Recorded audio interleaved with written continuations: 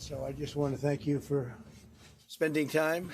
I know you're going to be over here for a couple of days, and maybe we'll be surprising us on New Year's Eve. That'll be fine. Well, thank you. And it's wonderful seeing you and Sarah and your whole group. Very talented group. We've done very good work together, and it'll continue. So thank you very much, baby. Thank you. Thank you very much. Thank you, Mr. President. Thank you. I have to say that in addition to what I said, that we've never had a friend, even close, a friend, as President Trump in the White House. I think he's been extraordinary in his friendship and his support for Israel, his principled positions, his willingness to just cut through and get to the essence of things. And I don't say that as a compliment. I just mean it. People have heard me say that behind your back, Mr. President, many times. But I want to say something else. I think we have a partnership, if I can quote you, second to none. I think it's allowed us to do enormous things. You know, people said there was a different conception at one time, which means that America can advance its interest in the Middle East if it opens a lot of daylight between it and Israel. And President Trump has done the exact opposite. He's achieved remarkable things in the Middle East because we work together. We talk about our ideas. Sometimes we have different ideas, but we work it out. And most of the time we see eye to eye.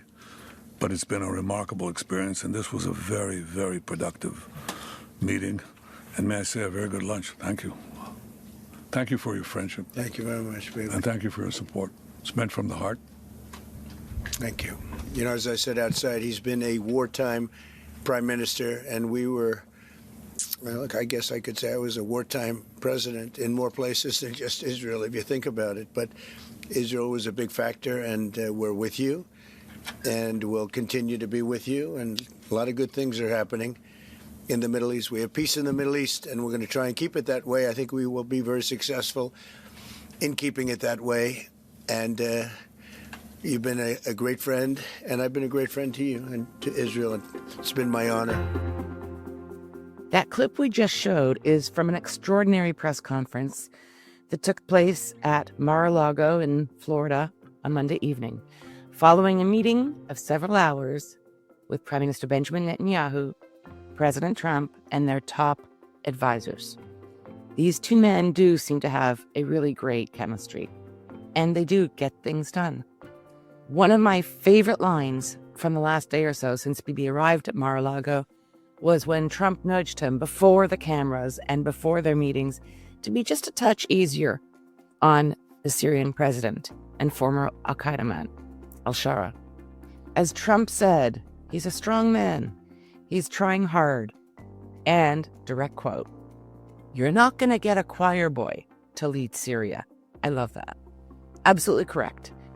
And, you know, Trump asked Bibi, hey, cut him a little slack. We'll see what happens there. Okay, I could not jump into the special year-end chat that I had with Yaakov Katz, also on Monday, yesterday.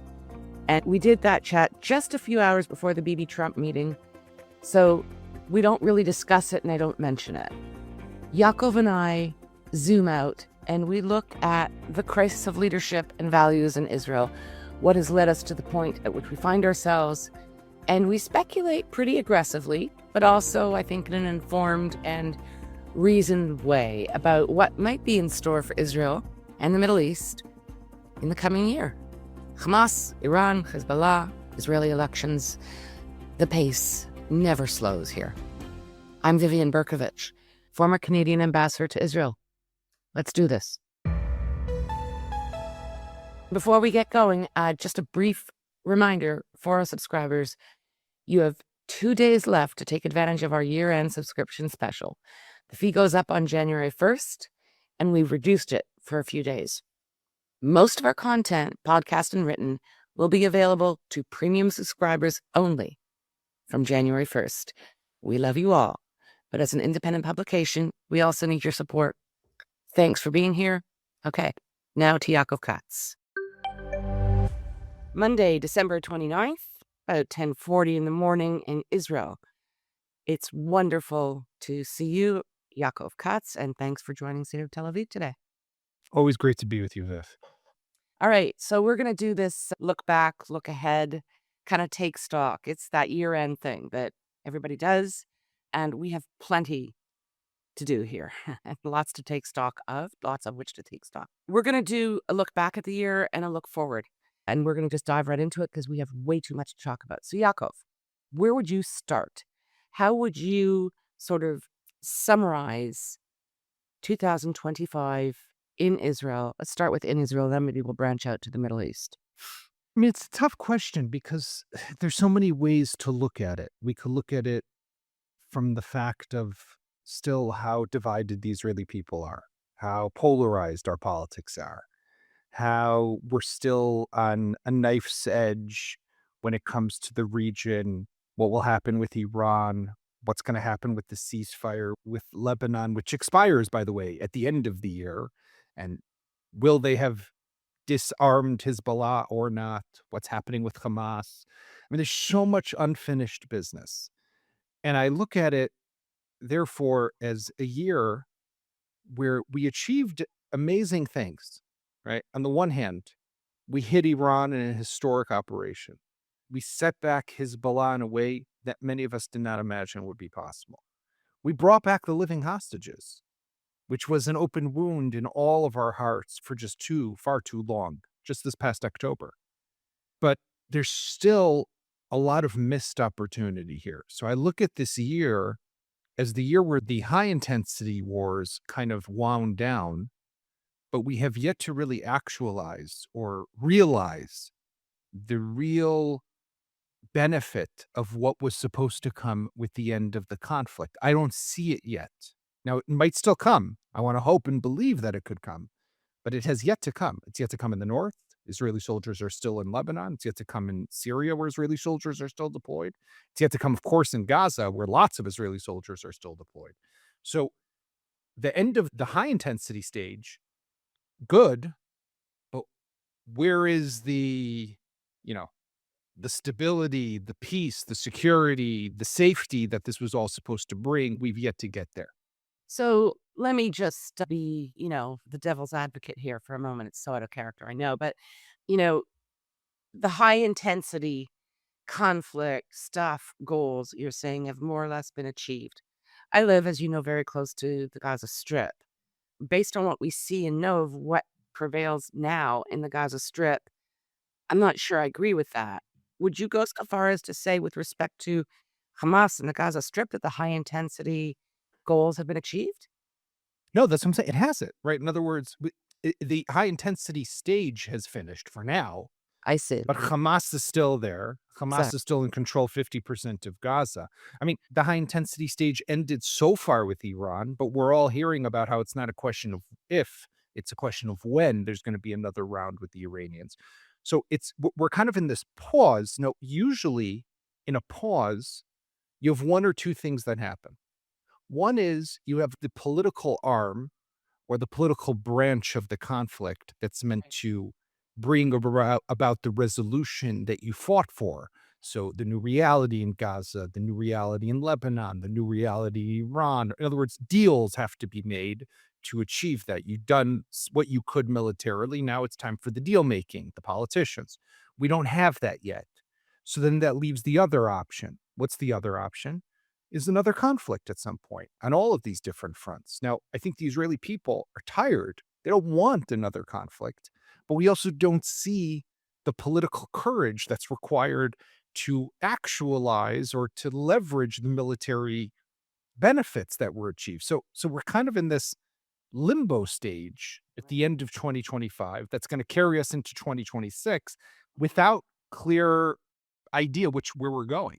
So I want to just take that a little further. I don't want to get too far into the weeds of this, but Israelis, especially in recent weeks, we've been very preoccupied with a story of certain conduct in the Prime Minister's office that former Prime Minister Naftali Bennett came out earlier. Well, he came out last week and he likened it. He said, this is the worst case of treason and betrayal that has ever transpired to our knowledge in the state of Israel.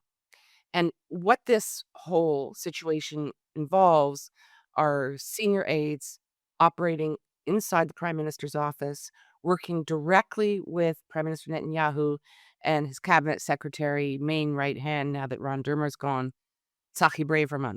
I think it's fair to say that Dermer dealt with kind of higher level policy stuff in the prime minister's office when he was there and when he was cabinet minister. And Tzachi Braverman, he, and I think he's kind of the guy who gets into the gutter of Likud politics and all of the brass knuckle stuff that seems to go on.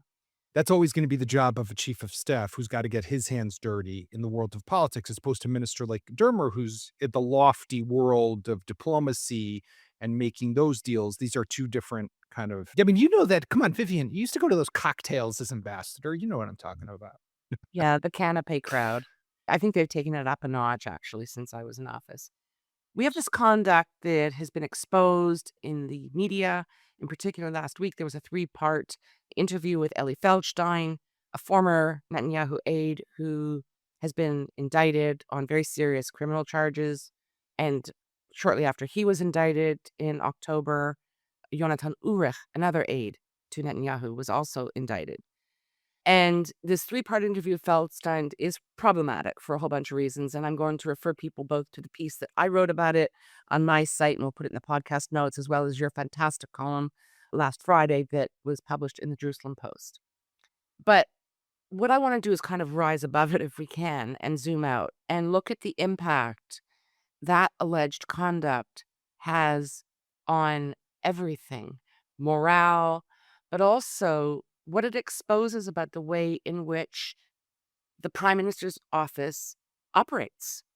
I mean, even if these allegations, these very serious criminal allegations, are not proven in court, the fact that the prime minister seems to be relying on 2 very young, I don't care how brilliant they may or may not be, inexperienced young men to advise him on how to manage media, how to manage foreign media, how to manage his office, make decisions. I mean, that to me is a harbinger of not great things. You know, there's so many threads to pull at in the Cuttergate story, right? I agree with you 100%. I mean, Eli Feldstein, Yonatan Urich, this other guy, Srulika Einhorn, who's stuck in Serbia or something like that, and refuses to come back to Israel because he knows that he'll probably be arrested, who was another player here. The role that these men allegedly played within the prime minister's office while they were being paid by the Qataris, I mean, is just obscene. It's revolting. I was speaking yesterday with a very prominent right-wing politician who I said, "How are things going?" And he's like, well, besides for the fact that the prime minister's office might have been on the Qatari payroll, how should I mean, like, it's just so deeply disturbing. And you have the role of the Qataris here, the financer of Hamas, the provider of sanctuary to Hamas leaders, who's also paying, who has agents inside the prime minister's office. In Israel, there's something called the National Security Prize that's given out every year by the Defense Ministry. I'm sure the Qataris have a National Security Prize. They probably gave it to whoever was handling these people inside the prime minister's office. I mean, this is a huge coup for them. So there's that. There's the fact that who the hell's running the show? I mean, who's in charge here, right? How does the prime minister not know that people who are so close to him are on the Qatari payroll? I mean, how does he not know? This is one thing that I didn't understand. Okay, let's say he doesn't know that they're being paid on the side of the Qataris, but he sees that there's stories coming out in the media that are very pro-Qatari and very anti-Egyptian, and they're being cited, attributed to a senior diplomatic source. Does he ever think to call in, you mentioned Dermer, Ron Dermer, Tzachi Hanegbi, who until recently was the National Security Council. I mean, who is the senior diplomatic source? Who could it be? The foreign minister. Just say, hey, guys, is that you who's trashing Egypt? Is that you who's pushing the Qataris? I mean, where's this stuff coming from? I mean, wouldn't you want to know? I would want to know. Yonatan Urich and Eli Feldstein were not government employees. They were working on what we call in Hebrew a cheshbonit. They were an invoice, freelance contractor. How does that make sense? For God's sake, that in the prime minister's office, the holiest of holies, where the most important decisions are made, You got a guy who's working on a cheshbonit, right? In other words, I got a client who's Vivian, I got a client who's the Qataris, and I got a client who's Prime Minister Benjamin Netanyahu. How does that make sense? It's absurd, right? It's This no, reality. it's total chaos. And as I wrote, it's like they're running a falafel stand in there.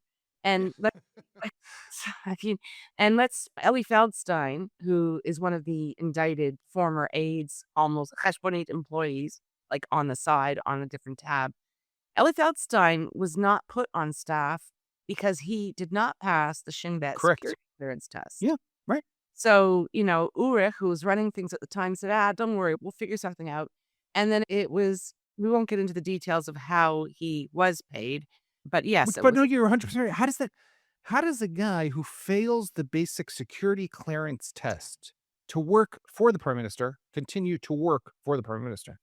I mean, I saw this video of John Poland, a friend of mine who's the father of Hersh Goldberg Poland, the hostage who was killed in August of 24, who basically was asked about the Cuttergate story and said, listen, we need an investigation. We need a commission of inquiry. But here's the way that I look at it, he said. Found out on Saturday night that Hersh and the other 5 hostages had been killed in that tunnel in Rafah. Most of the burial started immediately the next day. He said, we waited a day so our family could come from the United States. So they buried Hersh on Monday.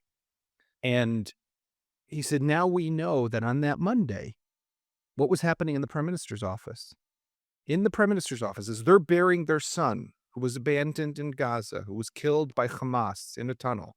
In the prime minister's office, they're thinking, how do they take this document they obtained from the military intelligence, and how do they leak it to the media? They're starting to plot the shift in the narrative. This is what they're doing in the prime minister's office.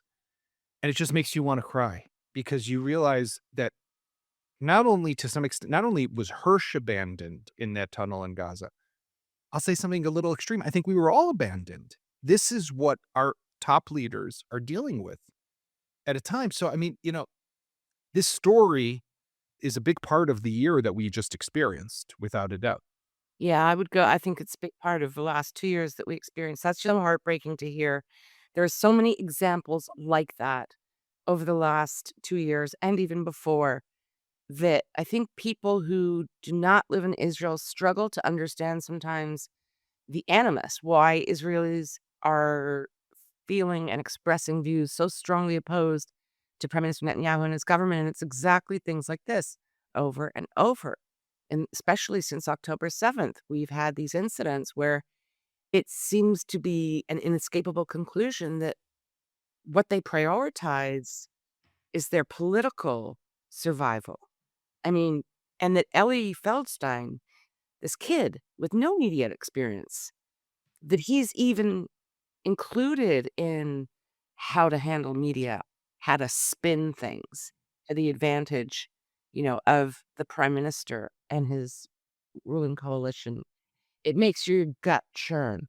Ellie Feldstein, with the greatest respect, he'd served in the IDF spokesperson's office for a period of time. He's 33 years old.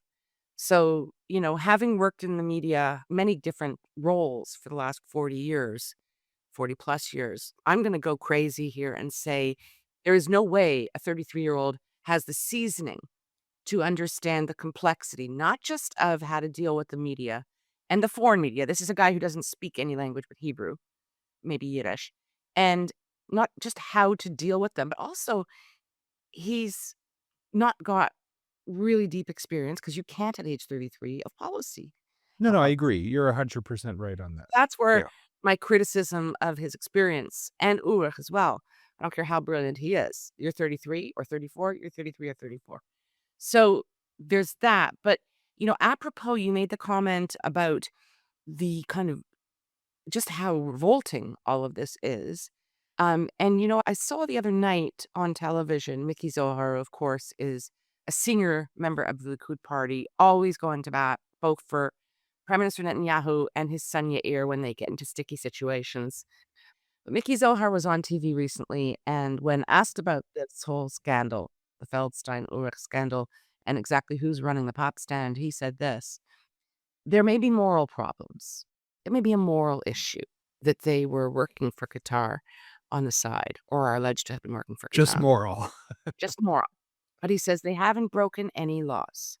And I'm here to focus on laws being broken. And my heart stopped. Yeah, because for these people, this is, I mean, first of all, I wish all of us have a friend like Mickey Zohar one day, right? Somebody who will always come to our defense no matter what, will always be there in our corner no matter what bad thing that we do or bad deed that we commit. But we should all have a Mickey Zohar. But in reality, I mean, listen, they'll explain away anything.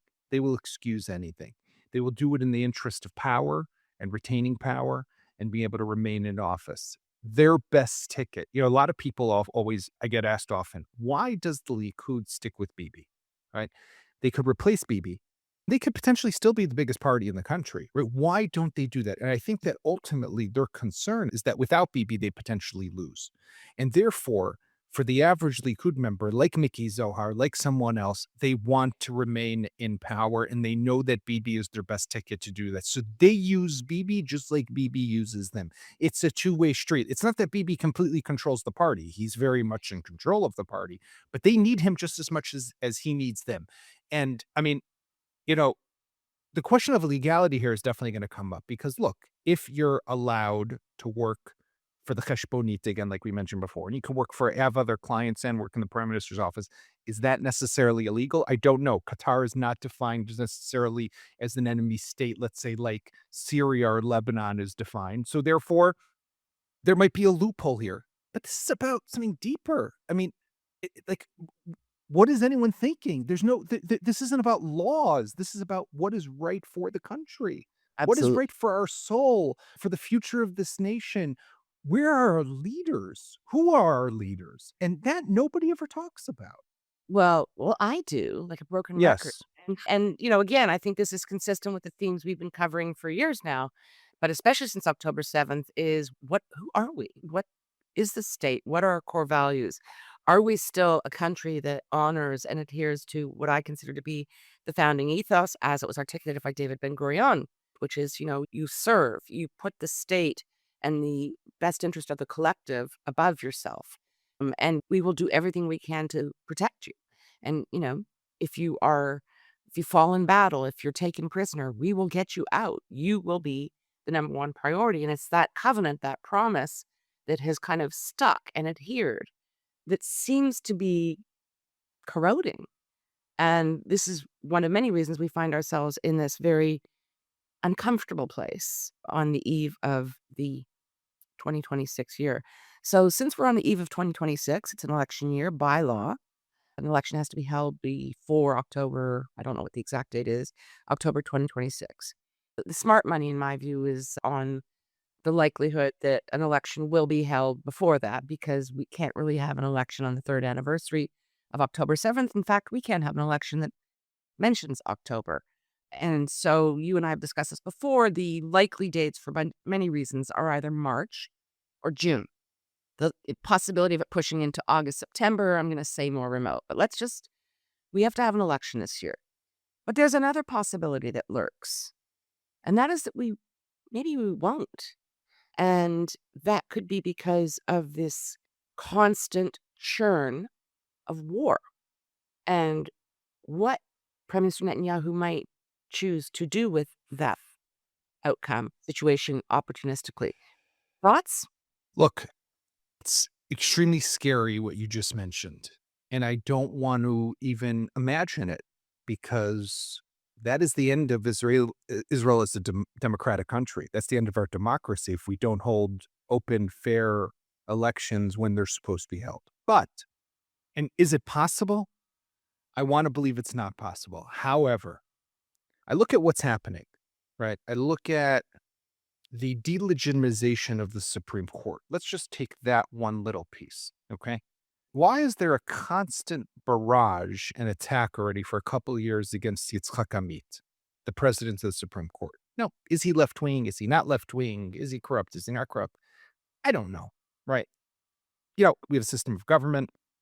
He's been on the bench. He was appointed to the bench. He's, according to the tradition of the senior justice, he's the one who's supposed to become the president of the Supreme Court. This is the way the country's managed itself for more than almost 8 decades. He's the Supreme Court justice. Now, the government has done a delegitimization campaign against him from day one. By the way, Bibi refused, did not attend his official coming in or swearing in ceremony at Beit Tennessee at the president's house, not only insulting Yitzhak Amit, but also insulting President Isaac Herzog. We saw how the Speaker of the Knesset, Amir Ohana, from the Likud party, refuses to refer to Yitzhak Amit as Nasi, as the president of the Supreme Court. That's the way we refer to our Chief Justice, just calling him a judge, not the Chief Justice. Right? So what is this about? Now, I would say it's about two things. One is the State Commission of Inquiry that you and I both want, and that most Israelis want, by the way, is by law is appointed, is that there is a vote on it, and then the Chief Justice of the Supreme Court appoints members to this Commission of Inquiry. So they want to delegitimize the State Commission of Inquiry from the get-go. No matter what Yitzhak Amit will do, no matter who he'll put on that panel, you, me, everyone else, doesn't make a difference. It's already, half the country will not believe a word that it writes, right? That was what they had in mind. This was by design. But maybe there's something else. The Supreme Court appoints what's called the Yoshev Rosh Vadat HaBechirot, the chairman of the Elections Committee. This is the person who verifies the integrity of the election, the fairness of the election, as well as the results of the election. It's always a former Supreme Court justice or a current sitting Supreme Court justice who takes a break and does this. We'll have to appoint that person. Now, you tell me. I don't trust Yitzhak Amit. He's left-wing. He's anti-Bibi. He's against the coalition. The whole attorney general, legal advisor, prosecution, state attorney establishment is against Bibi, is against the government. This is the narrative that Likud will tell you. They can't be trusted either. So what they could potentially say is the integrity of the elections is already broken. It can't be trusted. We have to pause. We can't do it this way. We have to do it a different way. And until we can ensure the integrity of the elections, we're not going to go to an election. Now, you and I will take to the streets when that happens, okay? But can you tell me that supporters of this coalition, will they actually believe what's being told to them? Will they say, you know what? That's true, because Yitzhak Amit can't be trusted, because Gali Bahar of Miara, the Attorney General, can't be trusted, because all those legal advisors. By the way, it sounds stupid, but there was a little video I watched of the Finance Committee, of a Likud member yelling at the legal advisor of the Finance Committee, saying to her, "You are all the same. You're just against us. You're this," and all she's trying to do is give her opinion on a little piece of legislation. It's all by design. They do this because they want to point a finger at some external, mysterious, shadowy force, the deep state, whatever you want to call it. So can I say that can happen, Vivian? I cannot. It terrifies me. That could potentially happen. Yeah, and I want to just kind of expand on this a little more because it does loom. There's a lot of stuff that looms that we're not supposed to talk about or mention, but it really behooves us to do so. I mean, I want to just go back to October 7th for a moment. My instinct was immediately that the top leadership has to go. Not because I'm a leftist, but all of them are the people who made the decisions that led to October 7th, that led to the possibility of it happening at every level, in the Shin Bet, in the IDF, and in the Prime Minister's office. And the government at large. And so to think, just from a behavioral perspective, that these same people are going to suddenly shift their kind of vested interests, the way they think about things, the way they make decisions, is absurd. It's not going to happen. At the time, everyone was saying, no, it's going to be a quick war, which clearly has not been. It's going to be a quick war. We're going to fight it. And then we'll turn to house cleaning. Well, here we are 2+ years later. No one's turned to house cleaning. You got to look, read the tea leaves a bit. And if you look at what's going on, you just went into some detail with respect to the delegitimization of the Chief Justice of the Supreme Court. That Amir Ohana, the Speaker of the Knesset, can't even bring himself to refer to him by his proper title. that leads, of course, to questions. Well, at what point do they possibly refuse to follow an order of the court, which is a death knell for democracy in so many ways?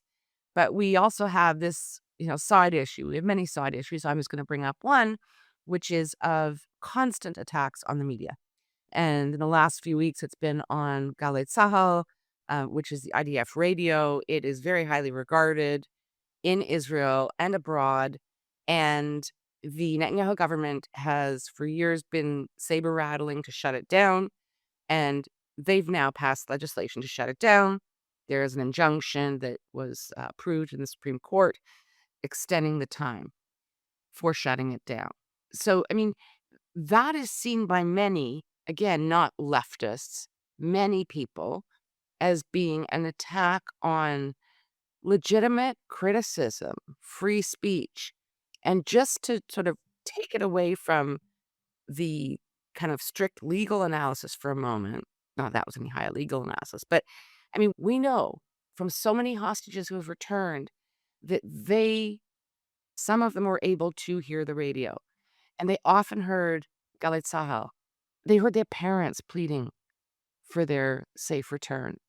It gave them, so many have told us, sustenance to continue. It stiffened their spine. It gave them a reason to live. It's a really important station, and it's a station that has a very emotional resonance for Israelis, left, right, and everything in between. So this attack on, this IDF radio station, I think is something that certainly gives me pause. What does it do for you? Look, this is the way I kind of look at it is this is part of the continued effort by this government to crack down and to preserve, maintain control over all levers, not just of power, but of communication, of how information is disseminated all throughout is the Israeli public sphere, right? Galei Tzahal, or Army Radio, has always been an anomaly, right? It's a unit within the IDF where people in uniform serve. So you have soldiers running with a microphone to the prime minister, to the defense minister, asking political questions. It's always been weird, right? It's something that's a weird situation. But I just, so should it exist in an ideal world? Probably not, right? Doesn't make sense. We should find a way to phase it out, to reform or to shift it into something else. When you just look at the entirety of everything that's happening, the timing of everything that's happening, the people who are doing it, right? There's so much bad taste. It's like, you talk about the Army Radio. I look at this vote that went in the Knesset last week, right about, by the way, around the same time as the Army Radio decision, that to pass the law by Ariel Kellner from the Likud party to begin the legislation. It's first the initial reading of the law, but the law that basically gives the government the authority to establish a state commission. Well, not a state commission or a commission of inquiry. And I mean, I don't know, but like, I don't go to if I get arrested by the police, God forbid, I don't get to go to the police station and say, you know what? I don't want you as my investigator. I don't want you. I want this person. I don't get to go to court and say, you know what? I don't want you as my judge or you as my judge. I want you as my judge. Where the hell does this exist? In what realm? But this is, again, if I can create control, why not? I mean, so it's all part of the same story to some extent. The State Commission of Inquiry thing is really important just for people outside of Israel who may not be familiar with it, and inside Israel. We have many listeners. But the State Commission of Inquiry has historically it's been a device. It's a device that's used when the society faces some kind of crisis or issue that really needs to rise above partisan interests and be looked at neutrally. So the Supreme Court has always fulfilled that role. The Chief Justice appoints the members of the State Commission of Inquiry. They have full kind of, judicial powers to subpoena, cross-examine, and issue a report. This, of course, as you've been saying, is viewed by the government as being absolutely illegitimate. They're all a bunch of left-wingers, and they're going to just do everything they can to discredit us. I have a little more integrity in the justice system and the people who work in it. I don't think they're all horrible, just as I don't think all people in the Knesset are horrible. But what Prime Minister Netanyahu is saying is, no, we're not doing any of that. I'm going to run this thing, right? I'm going to work with my top guys and we're going to appoint who's going to sit on this commission. And as you said, we're going to investigate ourselves and we're going to issue a report. Well, I could write it today, but I mean, this is the kind of thing that goes on. Self-regulating professions, for example, all over the West, physicians, lawyers, they all have professional associations that conduct investigations. However, when it rises to the level of serious criminal and or state security, this is something that just has to be out of their hands. So I want to use that to segue into the election and Bibi. Back to the election and in closing, because I know this will resonate with so many people. I'm sure you hear it constantly. I do, from people abroad especially. If not Bibi, who's going to lead? Who do you have? And that's a question that we're struggling with in Israel. You addressed in your column last Friday, like, where is the new kind of generation of leadership? Because everyone we're looking at, it's same old. Yeah. So again, I encourage you people to take a few minutes and go and read his really excellent column. You get into so much good stuff. But we have, in a way, this cult of Netanyahu and Likud. And you and I, we saw in the most recent election polls that he's still at the top. Yeah. Still polling to bring in 28 out of 120 seats if an election was to be held tomorrow. The next closest is Naftali Bennett. And, I think that, and we've seen this in many countries where people rise to a kind of cult status, partly because they were at one time great. And I think Netanyahu was at one time a much better person and leader than he is today. But we're more than 20 years on from when his first stint as prime minister kicked in. In fact, this year will make it 30 years, won't it? 1996. Wow. That's true. 1996, he took the helm as prime minister, and here we are 30 years later. There was a long sort of, interregnum, a space when he was not prime minister from 99 until... Well, he came back to politics he was prime minister in 2009, but he came back a few years before that. But yes. Yeah. Yeah. Yeah. So, okay. But then we have this interregnum, 99 till 2009, when he's not prime minister. And aside from 1 year, he's been prime minister since 2009. And it's now almost 2026. So, people say who else can lead? He polls really strongly. I happen to be of the view that, the man could be kind of, not even functioning terribly well. There are people who would vote for him no matter what. They've drunk the Kool-Aid and they will vote for him. How do you see this kind of not just ascendance, but the way in which Benjamin Netanyahu he seems to evoke such unshakable loyalty, belief, a cult-like worship? Do you see it that way? No, 100%. I mean, I think that you are describing it accurately, that no matter where this goes, the real tragedy of Israel today, to some extent, is that every issue is looked at through the prism of, do I support Netanyahu or do not support Netanyahu? And any discussion of policy, any discussion of future leadership, any discussion of any issue is strictly looked at through that prism. You and I could sit here, and people will listen to this podcast and they will say, listen, they're very critical of Netanyahu. They must be left-wing. Nobody knows what do we think about Judea and Samaria, right? What do we think about judicial reform? What do we think about the markets, socialists, capitalists? No one's asking any questions of policy. They're just going to hear our criticism of Bibi, and they're going to say, Yaakov and Vivian, left-wingers, right?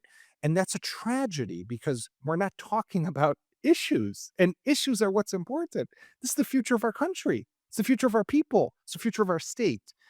What pains me really deeply is that we are stuck in this political swamp. I don't know what to call it, but I look at a couple of things. One thing I look at, who's running? It's all the same people. It's all the people who've been there. It's all the people who were there. It's all the people who failed. It's all their bad policies that led us to this situation. And now they want us to vote for them again. The other thing that I look at, and I'm not, of course, I'm a feminist. I have 3 daughters. I'm all for, women's empowerment. But I mean, this is something that does bother me. There's not a single party today that's running in the election that's led by a woman. I mean, like, what the hell's going on here? I mean, like, that's even like just a side issue for a moment, but it is a big issue, right? I mean, where is really women? Why is that not? I mean, that's a whole other conversation, but I mean, like, there's no diversity here. There's no new fresh blood leadership. There's nothing real. And it saddens me because we're such an amazing people.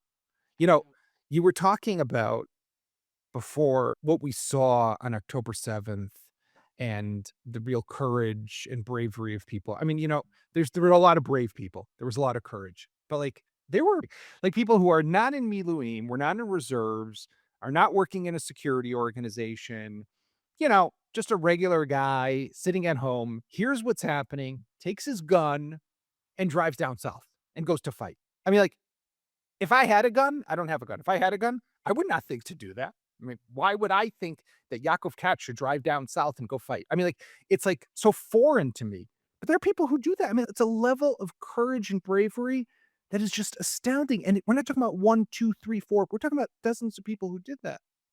Right? We have amazing people. Where are they? Why don't we believe in them? And I think that this cult that you spoke about, it doesn't allow for that to happen because immediately they are destroyed. They are ripped apart. And because they know that, they're not going to come.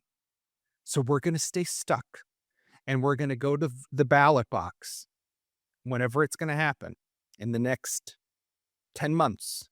It'll happen, hopefully. And we'll go and we're going to again be asked to decide between Benjamin Netanyahu, Naftali Bennett, Yair Lapid, Benny Gantz, Avigdor Lieberman. I mean, all the same people who we've been deciding about for the last, you said Bibi's been around for 30 years. These guys have pretty much been around for, 20 years, 30 years also. I mean, it's just the same. And that's uninspiring.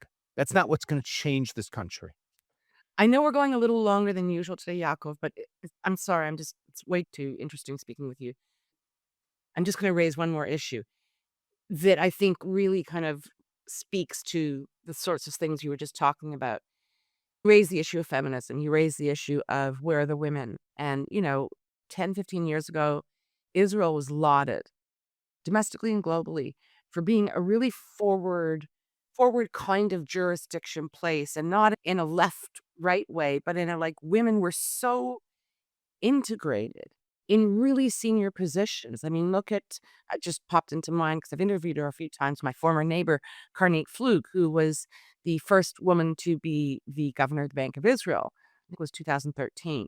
She was appointed. I mean, extraordinary role and woman. And very few have achieved those heights internationally. But we could go on and on. There's a long list. What's happened, I think, in the last 10 to 15 years under this Likud kind of leadership is there's also a sensibility that goes with it.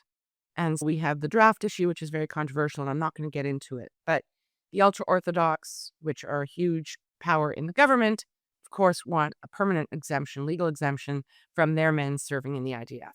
Most of the country disagrees with that vehemently. Yeah. We have a values problem, Vivian.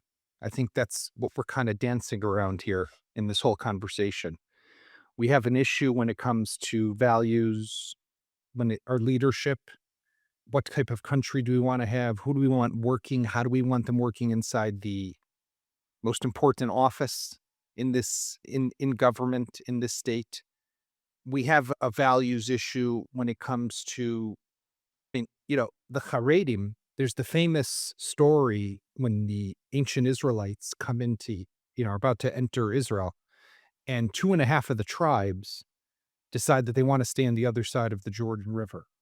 And Moshe says to them, okay, no problem. But when we need you, you will come fight with us. And it's obvious, of course. And they eventually come to fight with Israel, right?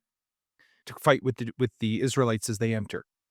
This idea that this country is facing such existential challenges, and these people sit on the sidelines as if it's not got nothing to do with them, is so absurd, so anti-Jewish, so against any value that our people have ever carried with them for the thousands of years that we've been a nation. just shows the depth of the problem that we are in. Where is the leader who will stand up and say to them, enough, we're done? And we don't have that. We don't have that today. I don't know, there's a lot of talk that the opposition says we're going to change things, we're going to this. I don't know. I hope, but I don't know that they'll change because it's the same people from the same game. We need something new here. That's what I wish for. That's what I hope we get in the coming year of 2026. New, fresh, a new vision for this country. Something So, hopeful. yeah, I mean, on that note, I'm going to end and I'm going to strain here to make it optimistic. Be hopeful More like me. hopeful, not just be hopeful, but as I've always said to my kids who are now grown up, late 20s, early 30s, but even when we were living in Canada, democracy is a lot of hard work and heavy lifting. And it's not enough to just show up and vote. Not nearly enough. We got to work hard to ensure that it remains robust, healthy, and these are big ideals we're trying to live up to. And so I'm going to be working very hard to do everything I possibly can in the coming year to actualize, limamesh, as we say in Hebrew, the very lofty goals that you just sort of threw out, which is let's safeguard democracy, let's find and invigorate fresh leadership, and let's get back to the ideals and the values that I think most people in Israel hold very close and dear. Thank you so much, Yaakov, for today, which was really so interesting and I think important. And I look forward to continuing these discussions in 2026. And I just want you to know you've given me some great ideas for future episodes while you've been talking. Looking forward as always. Thank you, Yaakov. Thanks to all of our subscribers and those of you who may be listening for the first time. Best wishes to you all for a happy, healthy, and peaceful 2026. Until next time. We love hearing from you, so please comment on our website, stateoftelaviv.com, or send us a note to vivian@stateoftelaviv.com. That's VIVIAN @stateoftelaviv.com. And if you go to our website, stateoftelaviv.com, you can find the subscribe button and take it from there. Hope that you do that. On behalf of the State of Tel Aviv core team, Jan Zabo, our creative, graphic, visual, and marketing man, Amir White, producer and editor extraordinaire, sound guy, who is also impressively patient with me and my boomer tech deficiencies, and our social media manager who pitches in on everything. Thank you, Maya Naftalin. Thanks to the team, and thank you, listeners, for being here. Until next time, stay safe.